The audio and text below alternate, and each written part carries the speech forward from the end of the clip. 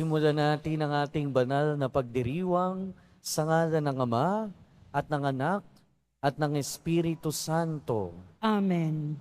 Ang pagpapala ng ating Panginoong Hesukristo, ang pag-ibig ng Diyos Ama, at ang pakikipagkaisa ng Espiritu Santo naway sumainyong lahat. At sumaiyo rin. Mga kapatid, aminin natin ang ating mga kasalanan upang tayo ay maging marapat gumanap sa banal na pagdiriwang. Inaamin ko Sa makapangyarihang Diyos at sa inyo mga kapatid, na lubha akong nagkasala sa isip, sa salita at sa gawa, at sa aking pagkukulang. Kaya isinasamo ko sa mahal na Birheng Maria, sa lahat ng mga anghel at mga banal, at sa inyo mga kapatid, na ako'y ipanalangin sa Panginoong ating Diyos. Kaawaan tayo na makapangyarihang Diyos, patawarin tayo sa ating mga kasalanan at patnubayan tayo sa buhay na walang hanggan. Amen. Panginoon, kaawaan mo kami. Panginoon, kaawaan mo kami. Kristo, kaawaan mo kami. Kristo, kaawaan mo kami. Panginoon, kaawaan mo kami. Panginoon, kaawaan mo kami. Manalangin tayo. Ama naming makapangyarihan, iniatas mo sa obispong si San Ireneo ang pagpapatatag sa katotohanan ng iyong itinuturo at sa masayang pagkakasundo ng iyong simbahan. Ipagkaloob mo bilang tugon sa kanyang pagdalangin na kaming dinudulutan mo ng pagbabago, bunga ng pananalig at pag-ibig, ay maging laging masigasig sa pagpapaunlad ng pagkakaisa at pagkakasundo sa pamamagitan ni Hesukristo kasama ng Espiritu Santo, magpasawalang hanggan. Amen. Magsiupo ang lahat. Pagbasa mula sa ikalawang aklat ng mga hari.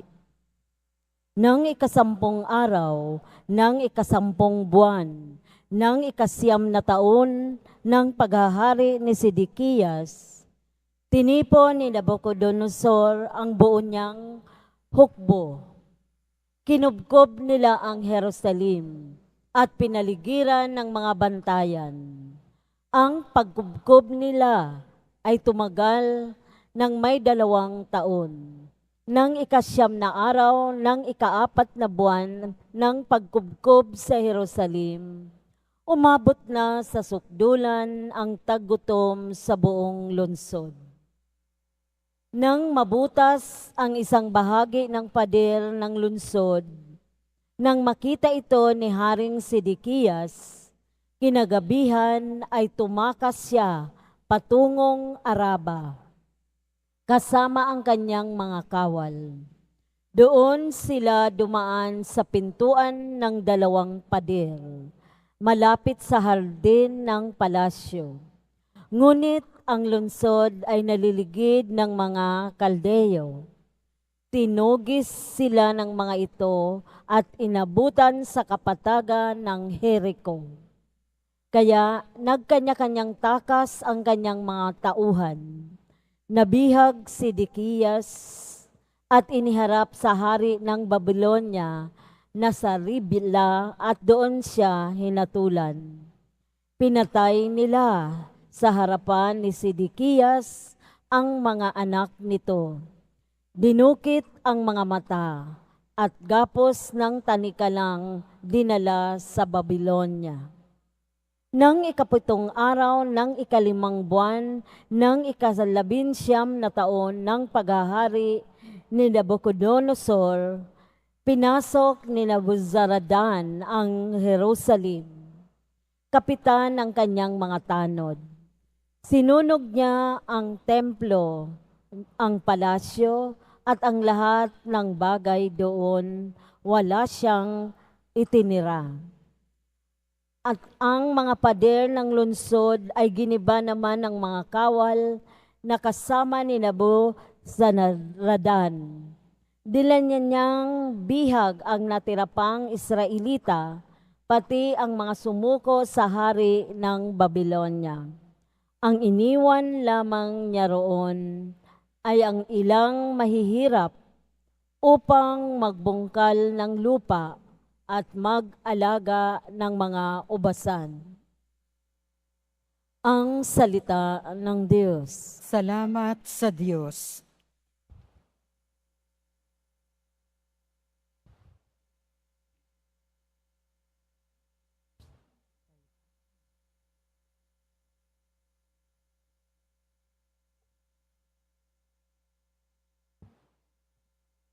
Kung ika'y aking limutin, wala na akong aawitin.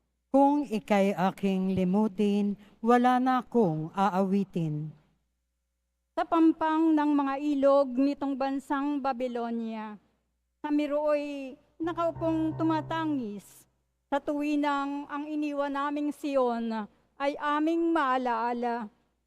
Sa sanga ng mga kahoy, sa tabi ng ilog nila, isinabit namin doon yung dala naming lira. Kung ika'y aking limutin, wala na akong aawitin. Sa amin ay iniutos, nang sa amin ay lumupig. Naaliwin namin sila, nang matamis naming tinig, tungkol sa Siyon, yung paksa niyong nais nilang awit.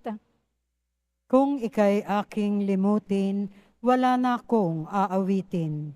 Paano namin naawitin ang awit ng Panginoon, samantalang bihag kaming nangingibang bayan noon? Ayaw ko nang ang lira ko'y hawakan pa at tugtugin, kung ang bunga sa pagtugtog, limutin ang Jerusalem. Kung ika'y aking limutin, wala na akong aawitin. Di na ako aawit pa. Kung ang lundong sasapitin sa isip ko't alaala, ika'y ganap na limutin. Kung ang kaligayahan mo ay hindi ko hahangarin.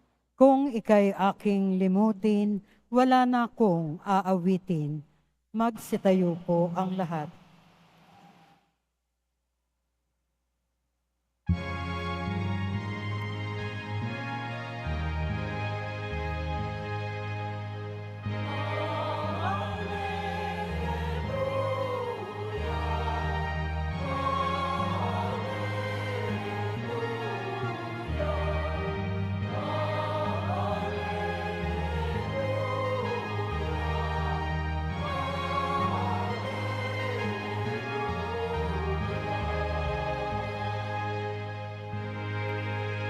Ako ni Yesu Kristo, ang sakit ng mga tao, upang matubos niya tayo.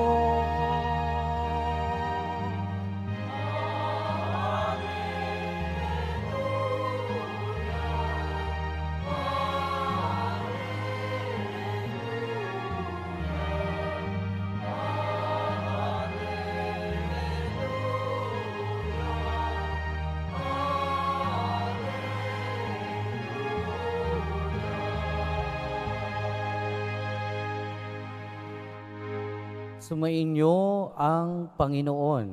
At sumaiyo rin. Ang mabuting balita ng Panginoon ayon kay San Mateo. Papuri sa iyo, Panginoon. Nang makababa si Jesus mula sa bundok, sinundan siya ng napakaraming tao.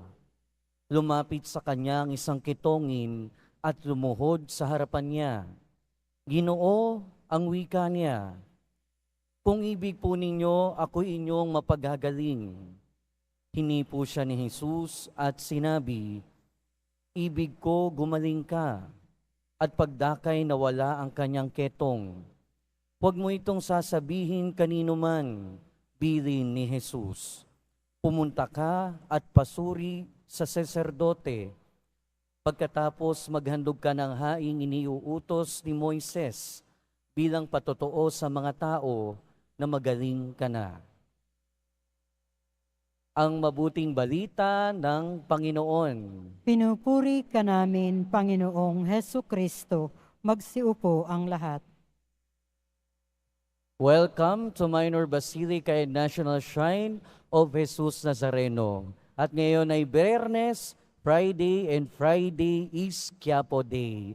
Araw ng ating pagdedebosyon sa mahal na poong Jesus Nazareno. Kaya siya'y ating pasalamatan at papurihan.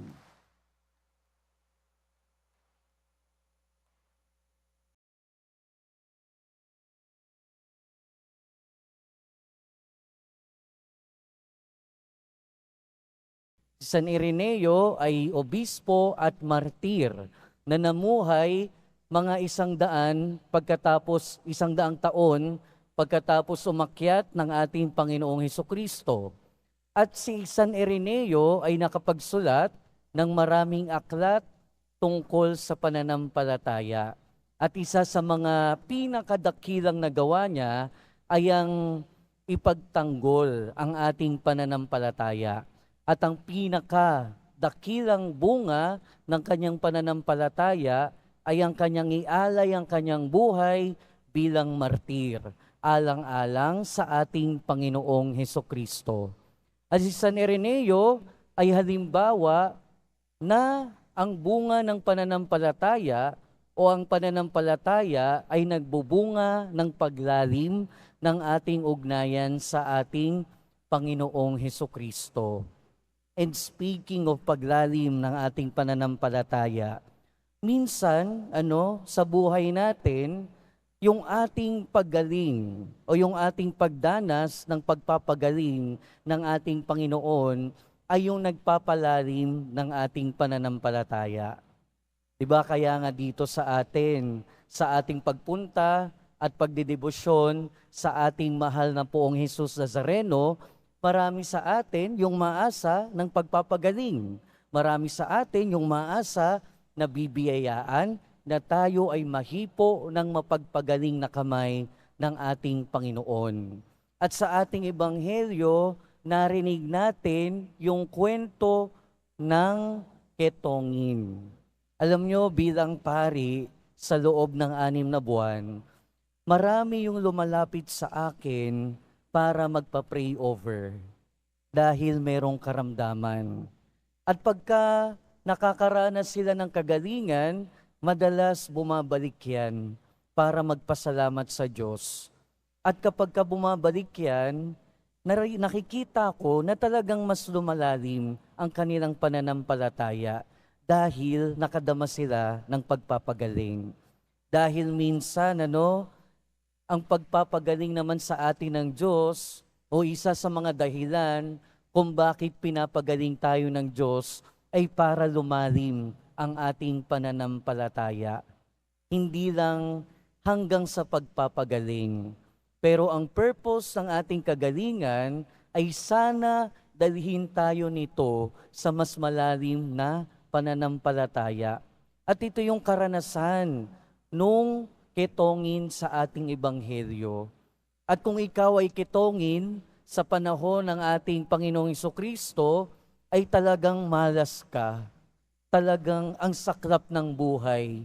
Kung nung panahon ng ating Panginoon, ikaw ay may ketong, at ang ketong ay tinuturing na marumi, o ang ketongin ay tinuturing na marumi, hindi ka pwedeng lumapit sa iyong kapwa. Hindi ka pwedeng makisalamuha. Hindi ka rin pwedeng pumunta sa templo kasi nga itinuturing ka na madumi. So ibig sabihin, ang isang ketongin sa panahon ng ating Panginoon ay talagang marginalized. Talagang nasa laylayan ng lipunan. Isipin nyo na lang, may sakit ka na nga, hindi ka pa pwedeng lapitan, hindi ka pa pwedeng lumapit, ay talagang ang saklap ng iyong buhay. Kaya nga siguro lumapit siya sa ating Panginoong Hesukristo. Malamang wala na siyang ibang aasahan. Malamang nasa desperadong sitwasyon na siya. Pero dala ng kanyang pangangailangan at pananampalataya, lumapit siya kay Jesus. At sa paglapit niya, hindi naman siya nabigo. Sa paglapit niya, naranasan niya ang kagalingan. At dahil gumaling siya, lumalim ang kanyang pananampalataya. At nagbunga ito ng kagalingan sa kanya. Ngayon ang tanong sa atin, saan na ba tayo dinadala ng ating pananampalataya? Ano na ba yung bunga ng ating pananalig sa ating Poong Jesus Nazareno? At sana ito ay nagpapalalim sa ating relasyon sa ating Panginoon, na sa bawat pagtupad ng ating panalangin sa ating Poong Jesus Nazareno, ano kaya yung nadudulot nun sa buhay natin? Sa bawat kagalingan na ating nararanasan, sa bawat pagdinig ng ating panalangin, saan kaya tayo dinadala ng mga iyon? Hanggang salamat na lang ba? Hanggang thank you na lang ba, Lord, dahil tinupad mo ang aking kahilingan? Hanggang thank you na lang ba dahil pinagaling mo ako?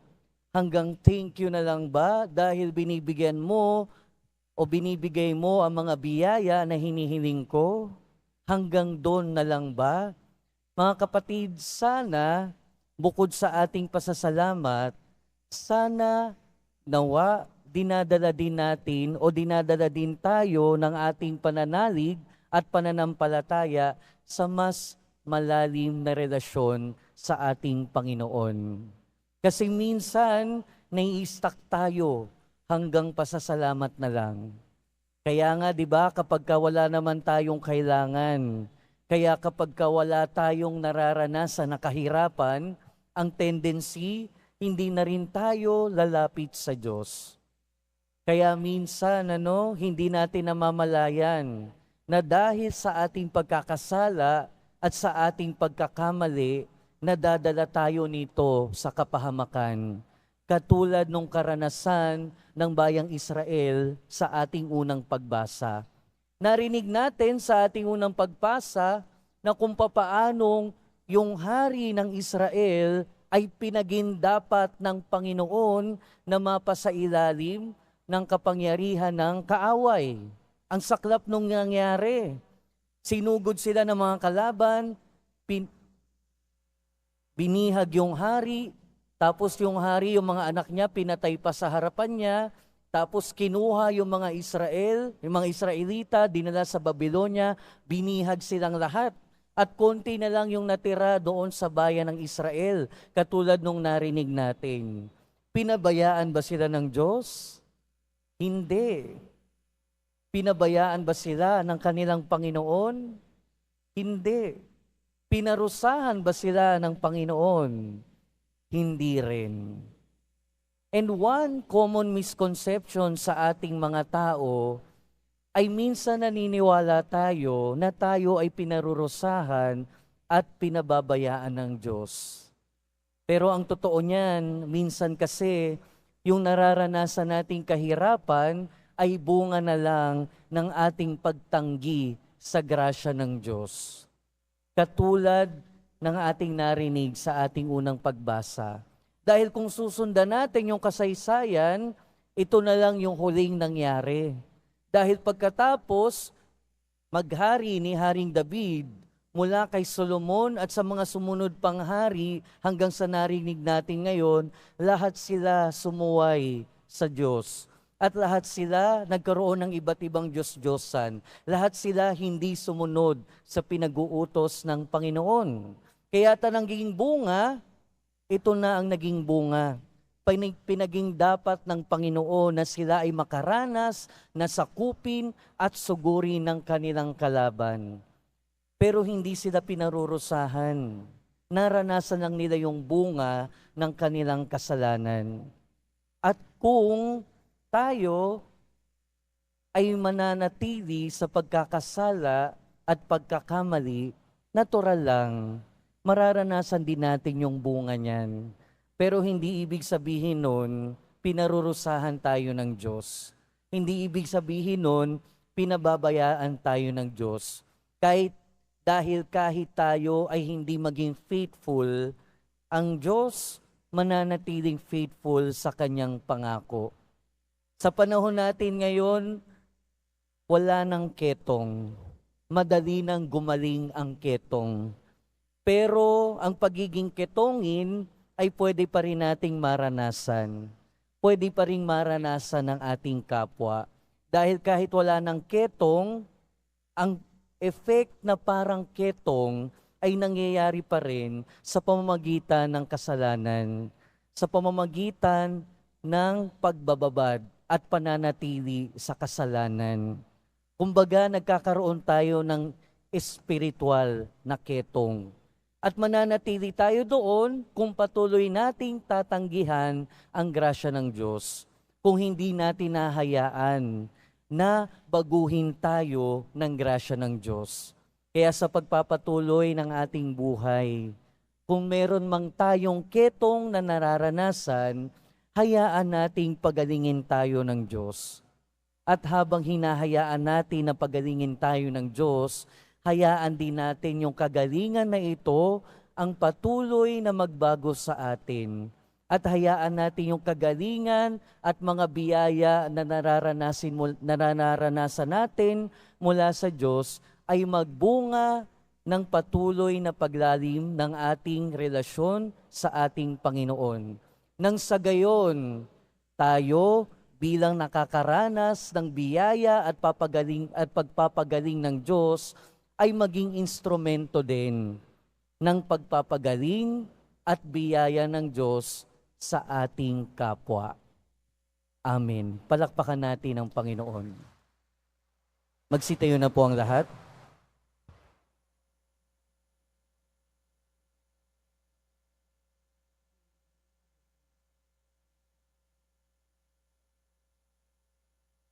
Minamahal kong mga kapatid, tulad ng ketongin sa Ebanghelyo na humihingi ng saklolo para gumaling, lumapit tayo ngayon ng may pananalig sa ating Amang nasa langit upang bibigyang pansin niya ang ating mga panalangin. At sa bawat panalangin ang ating itutugon, Panginoon, pagalingin mo kami ng iyong biyaya. Panginoon, pagalingin mo kami ng iyong biyaya. Ang simbahan naway hindi magkulang sa kanyang pagtanggap sa mga isinasantabi at nakakaligtaan ng lipunan. Manalangin tayo. Panginoon, pagalingin mo kami ng iyong biyaya. Ang mga nagsasaliksik sa paggamot, naway gabayan ng Panginoon upang matuklas sila na angkop na gamot sa mga sakit na hindi pa nalulunasa. Manalangin tayo. Panginoon, pagalingin mo kami ng iyong biyaya. Ang ating komunidad naway tumulong na may pag-ibig at kalinga sa mga taong nakakaligtaan ng lipunan. Manalangin tayo. Panginoon, pagalingin mo kami ng iyong biyaya. Ang mga may sakit, mga nagdarahop, at mga nalulumbay, naway tumanggap ng pag-aalay mula sa kanilang mga kapatid na Kristiyano. Manalangin tayo. Panginoon, pagalingin mo kami ng iyong biyaya. Ang mga yumaong nananalig kay Kristo, naway tanggapin sa paghahari ng Panginoon. Manalangin tayo. Panginoon, pagalingin mo kami ng iyong biyaya. Ama naming Diyos, pinalalakas kami sa aming pananalangin ng iyong mga handog na kagalingan at kapayapaan. Hinihiling namin ito sa pamamagitan ng Kristo na aming Panginoon. Amen. Magsiupo ang lahat.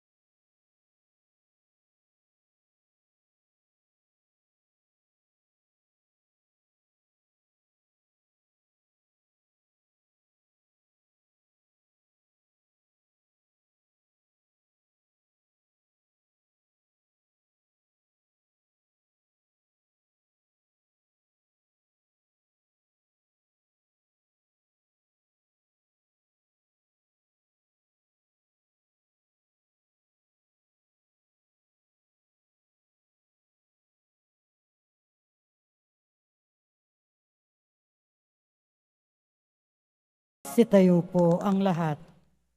Manalangin kayo mga kapatid upang ang paghahain natin ay kalugdan ng Diyos amang makapangyarihan. Tanggapin nawa ng Panginoon itong paghahain sa iyong mga kamay, sa kapurihan niya at karangalan sa ating kapakinabangan at sa buong sambayanan niyang banal.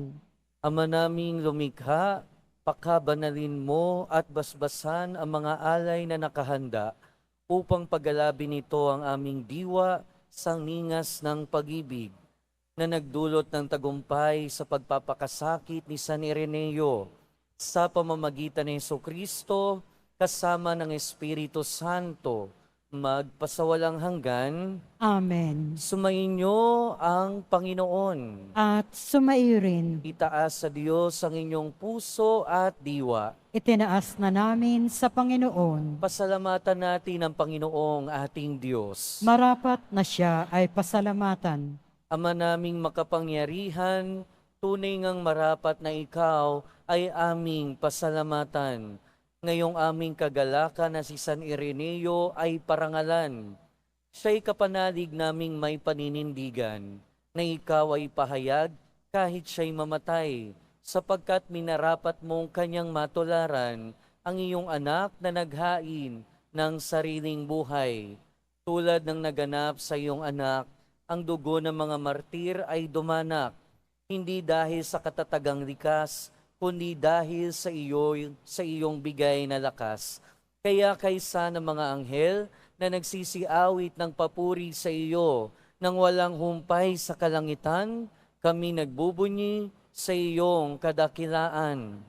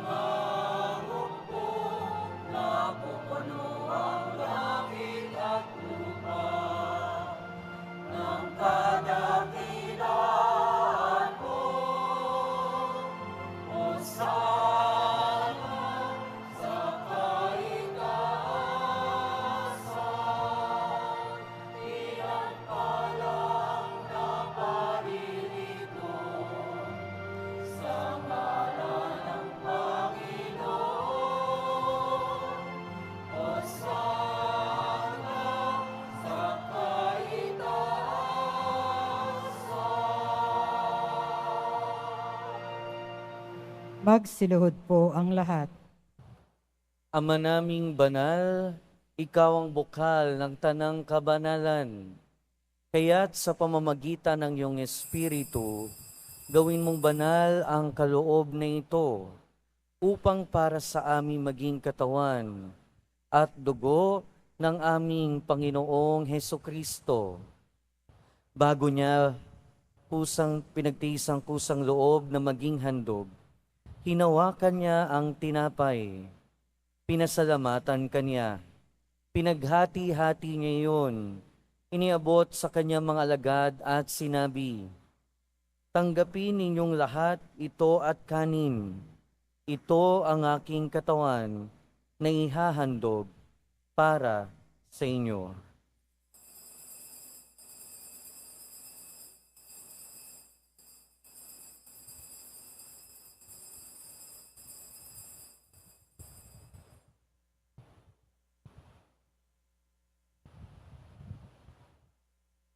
Gayon din naman noong matapos ang hapunan, hinawakan niya ang kalis, muli kanyang pinasalamatan. Iniabot niya ang kalis sa kanyang mga alagad at sinabi, "Tanggapin ninyong lahat ito at inumin. Ito ang kalis ng aking dugo, ng bago at walang hanggang tipan. Ang aking dugo na ibubuhos para sa inyo at para sa lahat, sa ikapagpapatawad ng mga kasalanan. Gawin ninyo ito bilang pag-alala sa akin."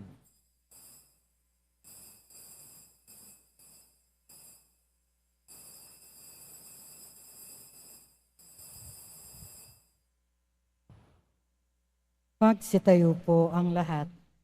Ipagbunyi natin ang misteryo ng pananampalataya. Si Kristo'y namatay, si Kristo'y nabuhay, si Kristo'y babalik sa wakas ng panahon. Ama, ginagawa namin ngayon ang pag-alala sa pagkamatay at muling pagkabuhay ng iyong anak. Kaya tiniaalay namin sa iyo ang tinapay na nagbibigay buhay at ang kalis na nagkakaloob ng kaligtasan. Kami nagpapasalamat dahil kami iyong minarapat na tumayo sa harap mo para maglingkod sa iyo.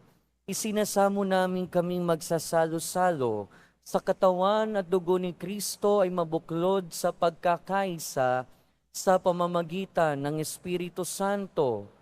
Ama, lingapin mo ang iyong simbahang laganap sa buong daigdig. Puspusin mo kami sa pag-ibig kaysa ni Francisco na aming Santo Papa at ni Jose na aming Obispo at ng Tanang Kaparian. Alalahanin mo rin ang mga kapatid naming nahimlay nang may pag-asang sila'y muling mabubuhay, gayon din ang lahat ng mga pumanaw. Kaawaan mo sila at patuloyin sa iyong kaliwanagan. Kaawaan mo at pagindapating kaming lahat na makasalo sa iyong buhay na walang wakas. Kaysa ng mahal na Birheng Maria na ina ng Diyos, ng kabiyak ng puso niyang si San Jose, kaysa ng mga apostol, ni San Juan Bautista, San Ireneo, at ng lahat ng mga banal na namuhay dito sa daigdig ng kalugod-lugod sa iyo. Maipagdiwang nawa namin ang pagpupuri sa ikararangal mo sa pamamagitan ng iyong anak na aming Panginoong Hesukristo. Sa pamamagitan ni Kristo, kasama niya at sa Kaniya, ang lahat ng parangal at papuri ay sa iyo, Diyos amang makapangyarihan, kasama ng Espiritu Santo, magpasawalang hanggan.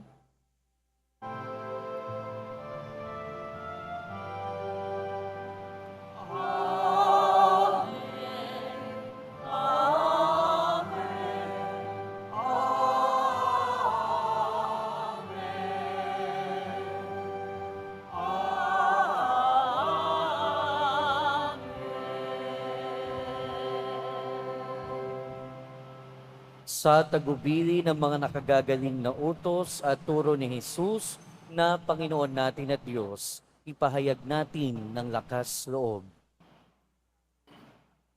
Ama namin, sumasalangit ka, sambahin ang ngalan mo, mapasa amin ang kaharian mo, sundin ang loob mo dito sa lupa para nang sa langit. Bigyan mo kami ngayon ng aming kakanin sa araw-araw, at patawarin mo kami sa aming mga sala, para ng pagpapatawad namin sa nagkakasala sa amin. At huwag mo kaming ipaintulot sa tukso, at iadya mo kami sa lahat ng masama. Hinihiling namin kami adya sa lahat ng masama, pagkalooban ng kapayapaan araw-araw, iligtas sa kasalanan at ilayo sa lahat ng kapahamakan. Samantalang aming pinananabikan ang dakilang araw ng pagpapahayag ng tagapagligtas naming si Hesukristo. Sapagkat iyo ang kaharian at ang kapangyarihan at ang kapurihan magpakailanman. Amen. Panginoong Hesukristo, sinabi mo sa iyong mga apostol, kapayapaan ang iniiwan ko sa inyo. Ang aking kapayapaan ang ibinibigay ko sa inyo. Tunghayan mo ang aming pananampalataya at huwag ang aming pagkakasala. Pagkalooban mo kami ng kapayapaan at pagkakaisa ayon sa iyong kalooban. Kasama ng Espiritu Santo, magpasawalang hanggan. Amen. Ang kapayapaan ng Panginoon ay laging sumainyo. At sumaiyo rin. Magbigayan kayo ng kapayapaan sa isa't isa.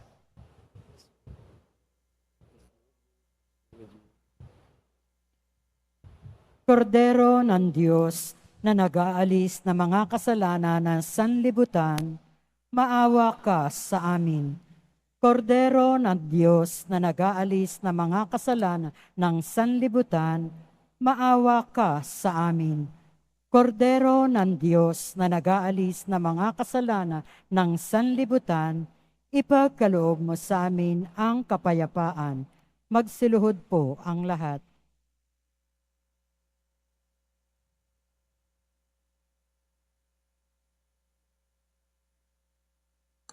Ito ang kordero ng Diyos. Ito ang nag-aalis ng kasalanan ng sanlibutan. Mapalad ang mga inanyayahan sa kanyang piging. Panginoon, hindi ako karapat-dapat na magpatuloy sa iyo, ngunit sa isang salita mo lamang ay gagaling na ako.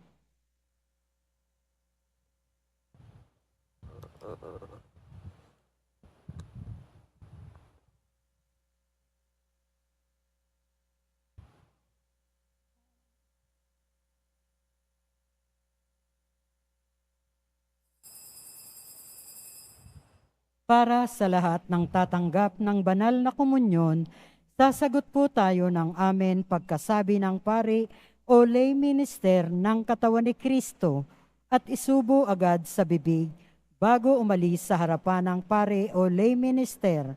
Sumunod po tayo.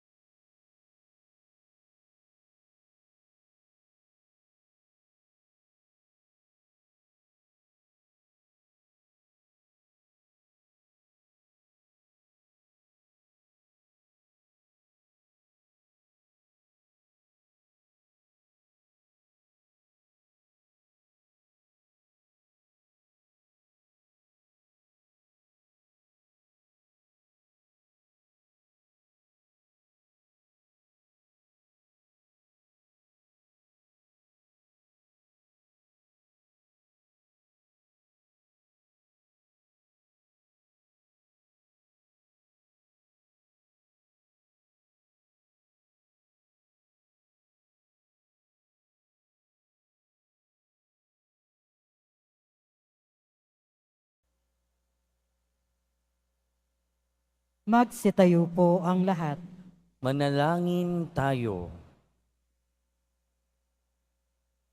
Ama naming mapagmahal, ang tinanggap naming banal na pakikinabang ay magdulot nawa sa amin ng katatagan na nagkaloob ng katapatan sa paglilingkod at tagumpay sa pagtitiis ng pagsubok ng iyong martir na si San Ireneo sa pamamagitan ni Jesucristo kasama ng Espiritu Santo magpasawalang hanggan. Amen. Sumainyo ang Panginoon. At sumaiyo rin. Mahal na poong Jesus Nazareno, inihayag mo sa pamamagitan ng krus ang walang maliw na pag-ibig ng Diyos sa sangkatauhan. Pakinggan mo ang kahilingan ng iyong angkan na nagsusumamo sa iyo. Makamtanawa nila ang iyong katugunan at tanggapin ang kasagutan na may utang na loob na tinatanaw. Basbasan din po ninyo ang mga daladala nilang imahen at dasalan. Sa pamamagitan ng bendisyon na ito, naway maalala nila ang mga pangako nila noon sa binyag na ikaw lang ang kanilang iibigin at paglilingkuran bilang Panginoon magpasawalang hanggan. Amen. At pagpalain kayo ng makapangyarihan at papagmahal na Diyos, ng Ama at ng Anak at ng Espiritu Santo. Amen. Humayo kayong taglayang kapayapaan ng Poong Jesus Nazareno. Salamat sa Diyos.